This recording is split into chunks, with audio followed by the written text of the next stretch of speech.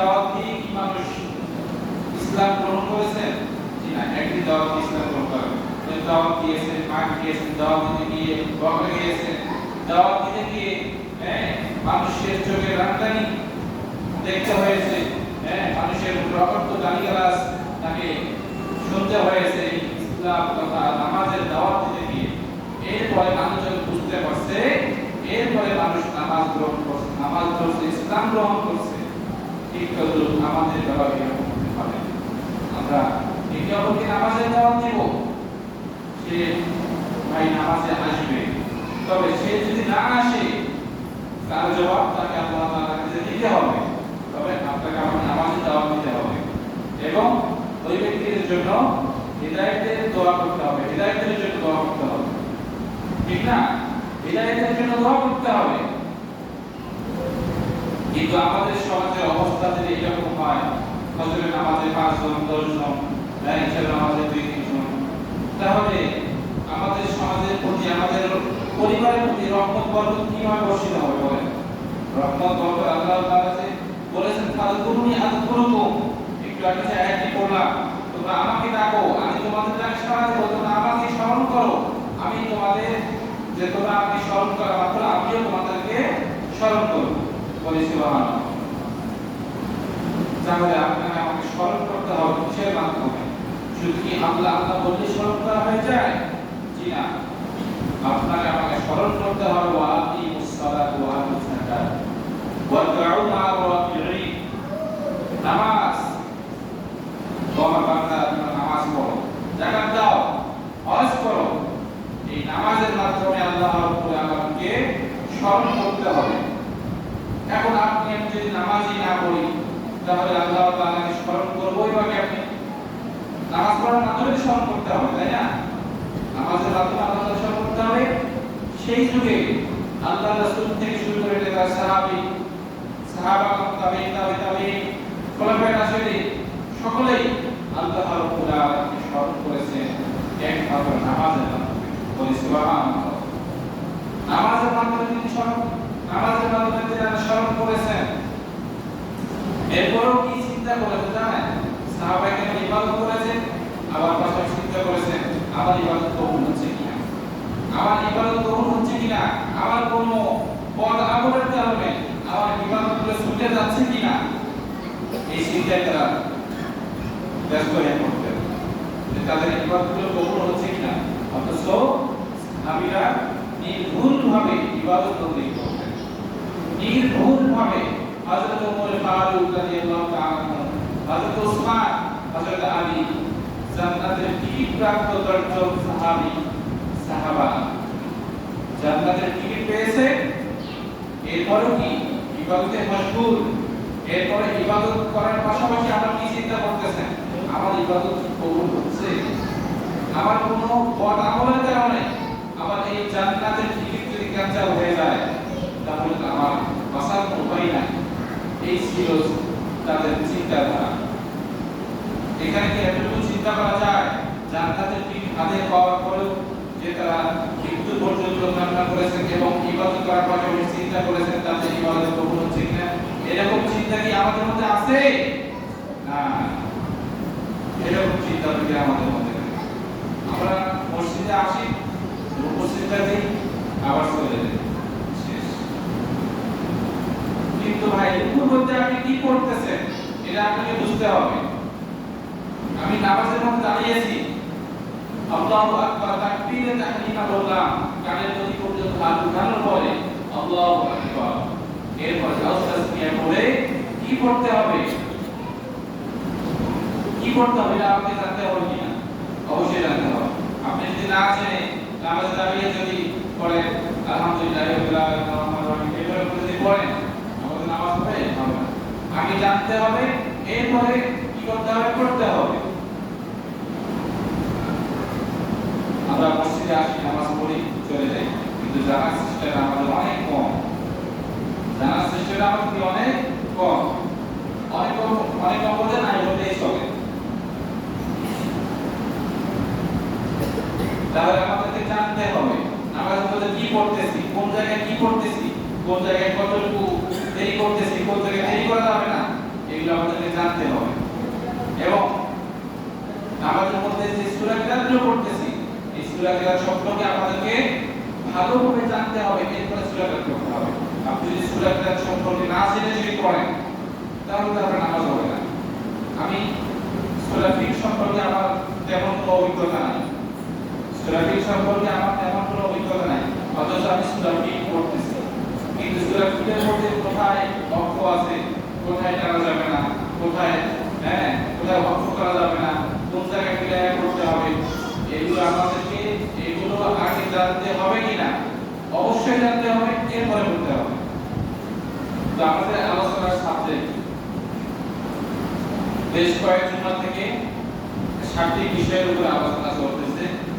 আমাদের 2 পর্যন্ত আলোচনা শেষ। কয় পর্যন্ত আলোচনা শেষ? 2 পর্যন্ত। এটা কি বিষয়ের উপরে জানো? আলোচনাটা চলছে কি বিষয়ের উপরে? একজন বলেন। মনোযোগ আছে কি না এগুলো জাস্টিফাই করার জন্য জিজ্ঞাসা করা হচ্ছে। বলেন কি বিষয়ের উপরে আলোচনা চলতেছে আমাদের কয়েক জুমা থেকে? আমাদের কয়েক জুমা থেকে একটা বিষয়ের উপর আলোচনা চলছে, সেটা হলো শরীয়তের পরিভাষা, অর্থাৎ অন্তরের দৃষ্টি দিয়ে নামাজের মধ্যে 7টি বিষয়ের মধ্যে তিলাওয়াত করাকে তারতিব বলা হয়, তাই না? এই 7টি বিষয়ের মধ্যে 2 পর্যন্ত আলোচনা আমাদের কয়েক জুমা থেকে হয়ে গেছে। আজকে আবার 3 নাম্বার আলোচনা, 3 থেকে যতটুকু করা যায়। তাহলে প্রথমে একটা আয়াত বললাম, ফাযকুরুনি আযকুরুকুম ওয়াশকুরুলি ওয়ালা তাকফুরুন। এই আয়াতটা আমাদের সকলের পরিচিত, সকলেই এই আয়াতটা নামাজে পড়ে থাকি, অনেক সময় আমিও নামাজে পড়ে আপনারা শুনে থাকি। কিন্তু এই আয়াতের মধ্যে আল্লাহ তাআলা কি বলেছেন এটা আমাদের জানা নেই, এটা আমাদের জানা নাই। যদি জানা থাকতো তাহলে আমলের মধ্যে নিতাম। আসুন, আযকুরুনি আযকুরুকুম ওয়াশকুরুলি ওয়ালা তাকফুরুন। তোমরা আমাকে স্মরণ করো, আমি তোমাদেরকে স্মরণ করব। আমার জিকির করো, আমার নিয়ামতের প্রশংসা করো। তাহলে আল্লাহ রাব্বুল আলামিনকে স্মরণ করতে হবে নামাজের মাধ্যমে। আর আজকে যে 3 নাম্বার পয়েন্ট, 3 নাম্বার আলোচনার মধ্যে আছে যে হরকত, যে জবর পেশকে ভালোভাবে উচ্চারণ করা। আচ্ছা, নামাজের মাধ্যমে আল্লাহ তাআলাকে স্মরণ করতে হবে। আচ্ছা, নামাজের মধ্যে আপনার যদি যে জবর পেশ হরকত এর উচ্চারণ সঠিক না হয় তাহলে কি আল্লাহ তাআলাকে স্মরণ করা হবে? হবে না। আচ্ছা, কেন হবে না এটা আপনাকে বোঝাচ্ছি। আমাদের 7টি বিষয়ের মধ্যে 2 নাম্বার শেষ, আজকে 3 নাম্বার আলোচনা। তাহলে শুনুন, যে জবর পেশ। আচ্ছা, সূরা ফাতিহার প্রথম আয়াত কি? সূরা ফাতিহার প্রথম আয়াত কি? আলহামদুলিল্লাহি রাব্বিল আলামিন। এটা প্রথম আয়াত না? আচ্ছা, প্রথম আয়াতের উদাহরণ নেই। 3 নাম্বার আলোচনার মধ্যে আসছে যে জবর পেশ এর উচ্চারণ ভালোভাবে করা এবং হক আদায় করা। এই যে জবর পেশ কয়টা হলো? 3টা হলো। এই 3টা মিলে একটা পরিবার। 3টা মিলে কি পরিবার? প্রত্যেকের পরিবারের একটা নাম আছে, প্রত্যেকের গোষ্ঠীর নাম আছে না? কারো মৌলভী গোষ্ঠী, কারো মনে করেন যে এই উস্তাদ, কারো মনে করেন যে ফ্যামিলি, এরকম বিভিন্ন নাম আছে। তবে এই 3টা যে জবর পেশ এগুলো কি আমরা সকলে জানি? এগুলো সম্পর্কে জানি কি? যে জবর পেশ এখানে কয়টা হলো? 3টা। এই 3টা হলো একটা পরিবার। এই পরিবারের একটা নাম আছে, সেই পরিবারটার নাম হচ্ছে হরকত। যেটা বলেন কি? হরকত। আচ্ছা, সূরা ফাতিহার প্রথম আয়াতে যে আয়াতটা আছে আলহামদুলিল্লাহি রাব্বিল আলামিন, প্রথমে আছে হামজা লাম জবর আল। কি আছে? হামজা লাম জবর আল। আচ্ছা, হামজা লাম জবর আল যখন পড়ব ওখানে হামজার উপরে একটা জবর থাকবে। যেটা কি থাকবে? জবর থাকবে। এই যে জবর পেশিতে একটা মানে হক আছে, এই হকটা কি? হরকত। এই পরিবারের নাম হচ্ছে হরকত। আর হরকত শব্দের আবিধানিক অর্থ হচ্ছে তাড়াতাড়ি পড়া, অর্থাৎ দ্রুত পড়া। এই হরকত যেখানে আসবে সেখানে অনুপরিমাণ টান দেওয়ার কোনো অপশন নাই। যদি আপনি টান দিয়ে পড়েন তাহলে আপনার ওই তেলাওয়াত মানে অর্থাৎ সূরা ফাতিহার প্রথম আয়াত আপনার অশুদ্ধ হয়ে যাবে, আর অশুদ্ধ হওয়ার কারণে আমাদের নামাজ হবে না। আমি কি বিষয়টা বুঝাতে পেরেছি? সূরা ফাতিহার প্রথম আয়াতে হামজা লাম জবর আ, হামজার উপর কি আছে? জবর। হামজার উপর কি আছে? জবর। এই এক জবর থাকার কারণে এটাকে বলতে হবে হরফ। আর আমাদের আজকে 3 নাম্বার পয়েন্ট, 3 নাম্বার আলোচনার মধ্যে এই হরফের কথাটা আসছে। আচ্ছা, হামজা লাম জবর আ, আপনি যদি সেখানে টানেন আলহামদুলিল্লাহি রাব্বিল আলামিন, হবে কি হুজুর? হবে? এই মাসুদ ঘুমাও কেন? হবে? হবে না। আর এরকম টান হবে না, ওখানে শব্দটি হবে হামজা লাম জবর আল, মানে দ্রুত করতে হবে। কেন দ্রুত করতে হবে? হামজার উপরে একটা জবর আছে, যেরকম কি আছে, এই জবর থাকে কেন দ্রুত হবে? আলহামদুলিল্লাহি রাব্বিল আলামিন। আল বলেন কি? আল, একটু সবাই বলেন আল। আচ্ছা, আলের জায়গায় পড়ি আল, হবে? হবে না, এটা ভুল। এটা কি ভুল হয়ে যাবে? তাহলে যে জবর পেশ এর হক আদায় করতে হবে, কিন্তু আমরা অধিকাংশ মানুষ এই জের জবর পেশের হক আদায় করে পড়ি না। আর আমরা যারা জের জবর পেশ এর হক আদায় করে নামাজের মধ্যে তেলাওয়াত করি না, আমাদের নামাজ হবে না। আমাদের নামাজ হবে না। এই নামাজ থেকে আমরা বঞ্চিত হয়ে যাব, নামাজের সব থেকে বঞ্চিত হয়ে যাব। অর্থাৎ এই নামাজ আসমানের নিচে জমিনের উপরে এই মধ্যবর্তী স্থানে ঝুলন্ত অবস্থায় থাকবে। এই নামাজ আপনাকে কিয়ামত পর্যন্ত অভিশাপ দিতে থাকবে যে আমাকে ভালোভাবে আদায় করতে পারে নাই, হক আদায় করতে পারে নাই, এই জন্য আমি উপরে উঠতে পারতেছি না, জমিতেও কি নামতে পারতেছি না। এই আসমানের নিচে জমিনের উপরে এই মাঝখানে ঝুলন্ত অবস্থায় থাকবে, আর কিয়ামত পর্যন্ত অভিশাপ দিতে থাকবে। তাদেরকে যারা নামাজের মধ্যে সহি শুদ্ধভাবে তিলাওয়াত করতে পারে না, বা তিলাওয়াত করার চেষ্টাও করে না, বা শিক্ষা করার চেষ্টাও করে না।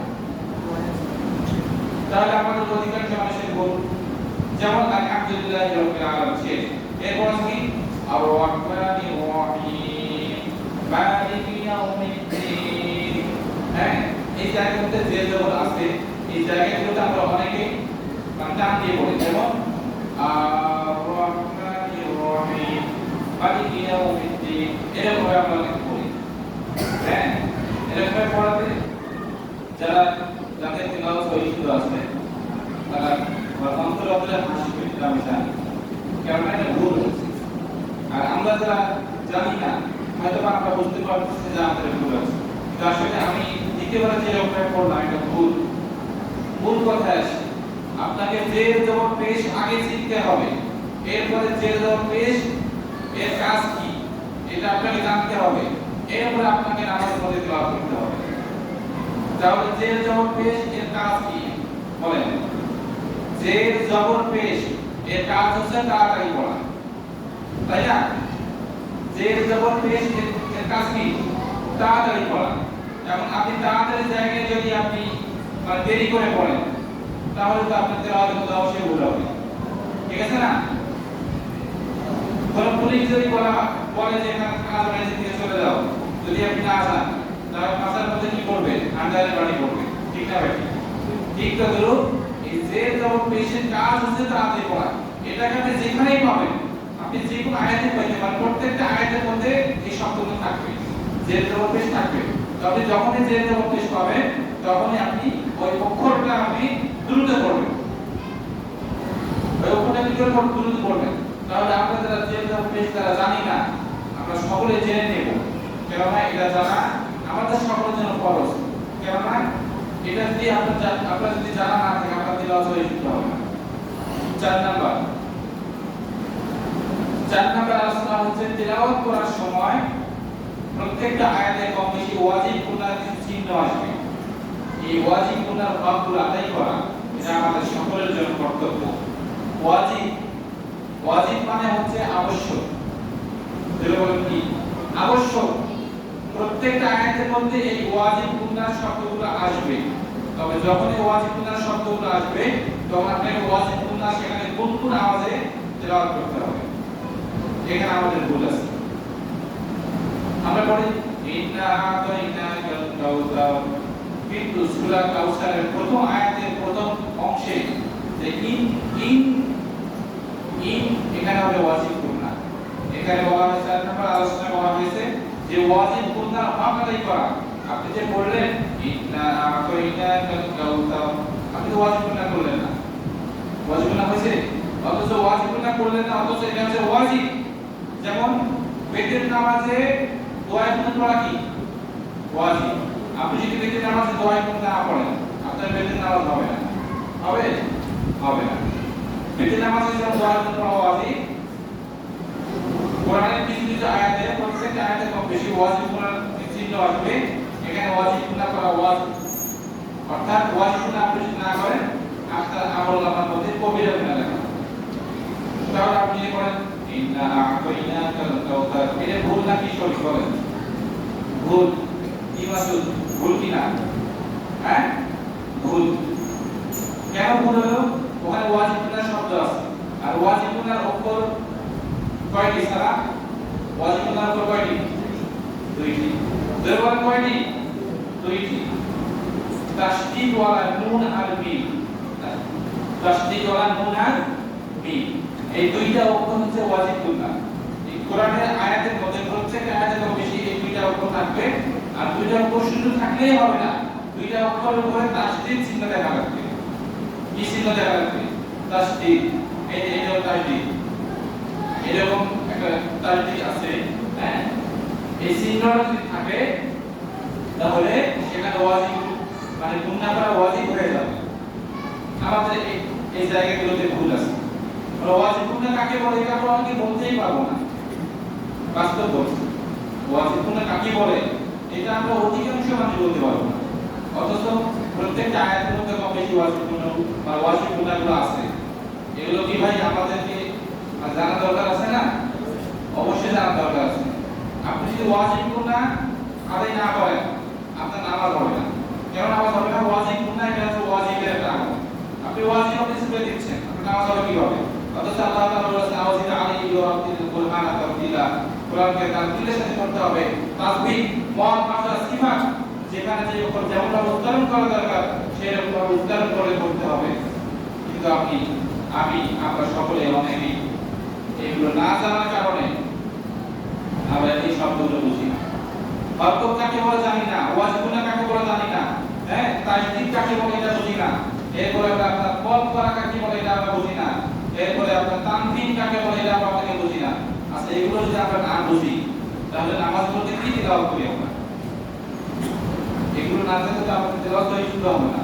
আজকে যতটুকু আলোচনা করলাম এই আলোচনাগুলো অনেক গুরুত্বপূর্ণ আলোচনা। এই আলোচনাগুলো আমরা প্রত্যেকেই মেনে চলার জন্য চেষ্টা করব, কেননা এগুলো সকলের জন্য জানা এবং মানা একান্ত জরুরি, ফরজ। এগুলো জানা আমাদের সকলের জন্য ফরজ হয়ে গেছে। ফরজ নামাজ পড়তে এসে হ্যাঁ অযথা অহেতুক সময় না কাটিয়ে না ঘুমাই না একটু এগুলো জানার জন্য চেষ্টা করবেন। যেহেতু আমরা সকলেই কম বেশি 5 ওয়াক্ত নামাজ পড়ি, এগুলো যদি আমরা না জানি তাহলে আমাদের নামাজ হবে না। আর নামাজ না হলে বাকি আমাদের ময়দানে প্রথম মঞ্জিল অর্থাৎ প্রথম ভাগে ধরা খেতে হবে। আউয়ালু মা ইউহাসাবু বিল আবদি ইয়াওমাল কিয়ামাতিস সালাত, কারণ কিয়ামতের দিন আগে আমাদেরকে বলা হবে নামাজের হিসাব দাও। বান্দা নামাজের হিসাব দাও, নামাজের হিসাব দিতে না পারি তাহলে পরবর্তীতে যে মঞ্জিলগুলো আছে এগুলোতে আমরা হাল দিতে হবে। আর যদি নামাজের বিষয়ে সঠিকভাবে উত্তর দিতে পারি তাহলে পরবর্তী মঞ্জিলগুলো আমাদের জন্য সহজ, অর্থাৎ আল্লাহ তাআলা নিজেই সহজ করে দেবেন। বলি সুবহানাল্লাহ। যতটুকু আলোচনা শুনলাম এগুলো কি মেনে চলবো তো? সকলে মেনে চলার চেষ্টা করবো। আল্লাহ রাব্বুল আলামিন আমাদের সকলকে আজকের আলোচনা অনুযায়ী আমল করার তৌফিক দান করুন সকল করে, আমিন। আমরা যারা সুন্নাত নামাজ পড়ি, আমরা